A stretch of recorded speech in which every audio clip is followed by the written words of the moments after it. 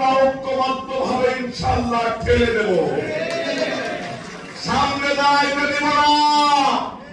জাতীয়তাবাদী যুবদলকে যখন নির্দেশনা দেবে, ঠিক একই ভাবে যেরকম হাসিনাকে বিদায় করেছি, ষড়যন্ত্রকারীদেরকেও বাংলাদেশের মাটি থেকে ঠিক একই ভাবে বিদায় করবো ইনশাআল্লাহ। আপনার আচার ব্যবহার, নম্রতা, ভদ্রতা, সভ্যতার ভিতরে দিয়ে ধানের শীষের ভোট আসবে। ঠিক একই ভাবে আমাদেরকে ঐক্যবদ্ধ থাকতে হবে। স্বৈরাচার হাসিনা ছিল একটা দৃশ্যমান শক্তি।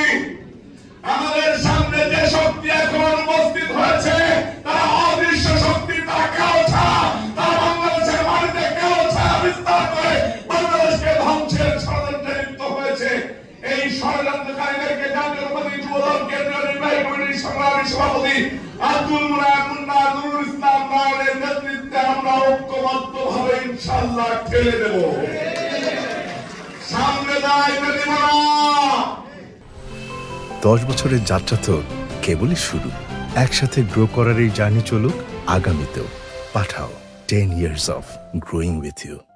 জাতীয়তাবাদী যুবদলকে যখন নির্দেশনা দেবে, ঠিক একই ভাবে যেরকম হাসিনাকে বিদায় করেছি, ষড়যন্ত্রকারীদেরকেও বাংলাদেশের মাটি থেকে ঠিক একই ভাবে বিদায় করবো ইনশাআল্লাহ। আপনারা ঐক্যবদ্ধ থাকবেন।